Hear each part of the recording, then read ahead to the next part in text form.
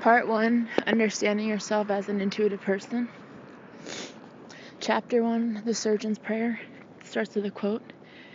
And most important, have the courage to follow your heart and intuition. They somehow already know what you truly want to become. Everything else is secondary. Steve Jobs. Back off. Leave her alone. She's had enough. Finally, someone had noticed I was finding the whole process more than a little overwhelming. Childbirth is the end of one's personal dignity at the best of times, but in my experience as an extreme sensitive, it had become the choice point between life and death. I lay clutching the side of the hospital trolley, trying not to cry. I was surrounded by 16 people. It's amazing how you can still manage to count when you're stressed. With what felt like fence post wires poking out of my femoral arteries, I looked around for the surgeon. A very nice woman whom I'd met numerous times in the build-up to the situation, hoping for some reassurance. She was standing in the corner with her hands covering her face, and she was moving into something much like the prayer position. It was at that point that I had a blast of realization. The reason the surgeon wouldn't look me in the eye was nothing to do with whether she liked me or not. It was because she didn't want to be haunted for years to come by the eyes of the mother she couldn't be sure of saving. I lay back onto the trolley, my white-knuckled hands letting go of the sides, and said nothing. As I looked up at the ceiling, more and more excited faces appeared above me, all introducing themselves. Apparently, what I was about to go through was a once-in-a-lifetime, not-to-be-missed learning opportunity for any obstetric medicine intern. In that moment of faith, I had the most incredible experience of feeling. I had zero options, no choices at all. I knew that if it came to the crunch, the surgeon would save the baby and let me go. She was aware that I had another son and a husband, that there was only one option. I can still hear myself saying the words, "What will be," as I relaxed into feeling. I let the anesthetist begin his job of injecting the drugs, as I quietly mumbled the countdown to blackness. Faith, trust, feeling, and letting go. The true essence of power and letting go is spoken of in many spiritual contexts, from experiencing God to feeling completely at one with ourselves. We're all in search of some form of peace. For the sensitive person, this is very obvious, and for the purely linear thinker, it's a subtle or distant thought, only present when something uncomfortable happens. My experience on the surgeon's table taught me what it really means to feel.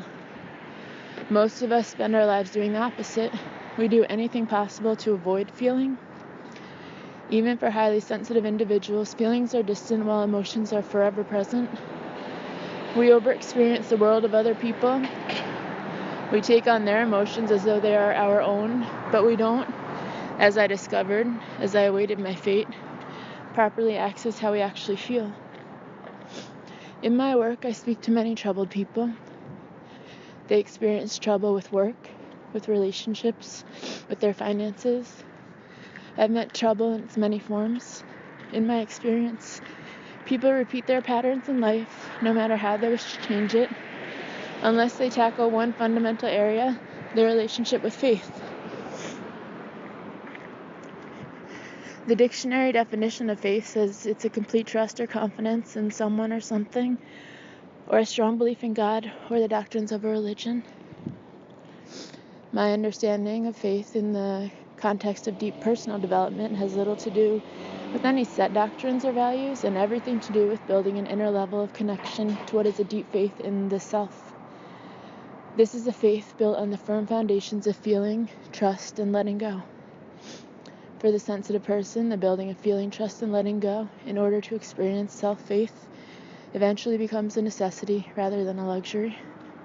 Without it, we continue to experience the world as overwhelming, emotionally painful, and at times soul-destroying, as our sensitivity directs us to hide, reject, and yet at the same time desire deep, meaningful connection,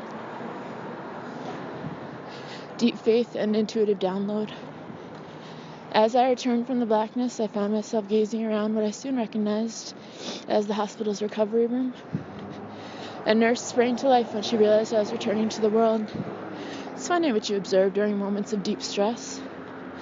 I remember the anesthetist's kindness as he gently squeezed my hand to reassure me that I'd return to the physical world. I remember his joke, and then I remember the pain. It's true what they say. Tremendous pain does make it impossible to speak.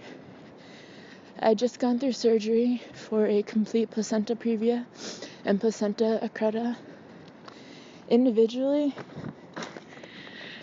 these are severe pregnancy complications, but together they could have resulted in my death. My body had held on for as long as it could with my immune system under severe pressure from other complications, and it had been time to remove my son from the womb. I had known since the second scan that there was an issue. In fact, I'd known for 7 years. People ask me why there's a 7-year gap between my two children. This is the reason. It took me that long to build up the courage to do it again. So how did I know I'd have the most severe complication they see in obstetric medicine? I knew because the intuitive self told me. It told me at the birth of my first son, when my blood pressure crashed and my face turned lily white, my lips blue. It told me his birth would complicate that of my second child. It said, you have to be careful with the next one. One false move and it'll kill you. And sure enough, that's exactly what happened. I was told to prepare myself for the worst, to put my affairs in order before the operation, to expect intensive care for weeks if I survived. My blood was matched, prepared, and ready, along with the forms to send my womb away.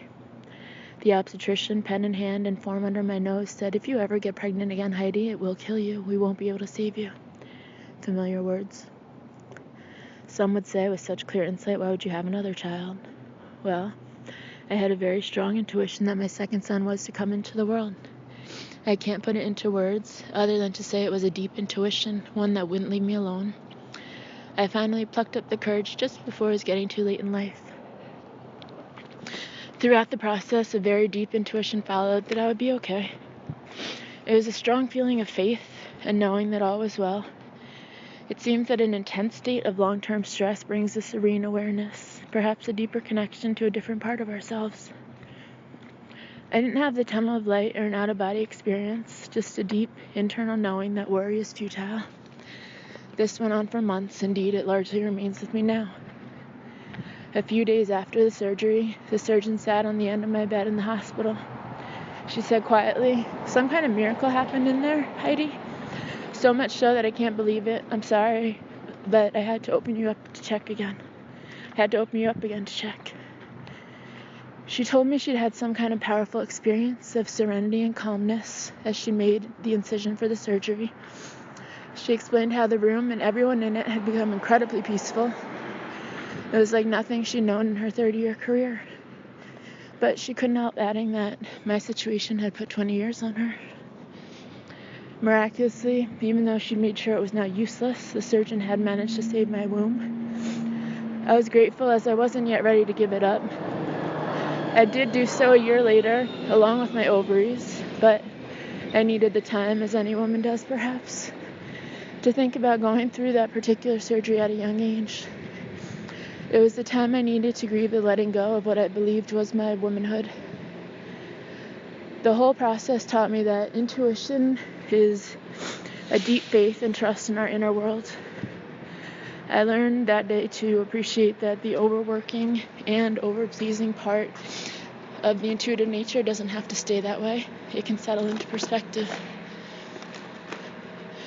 With continual inner training, intuitive sensitivity can be a blessing rather than a painful part of our deepest nature, something we should try to eliminate in order to make us quote-unquote normal. Without it, I wouldn't be alive today. That day, Halloween 2011, brought into the world a lovely little boy for whom I'm deeply grateful. He's a gentle soul with, of course, a sensitive nature.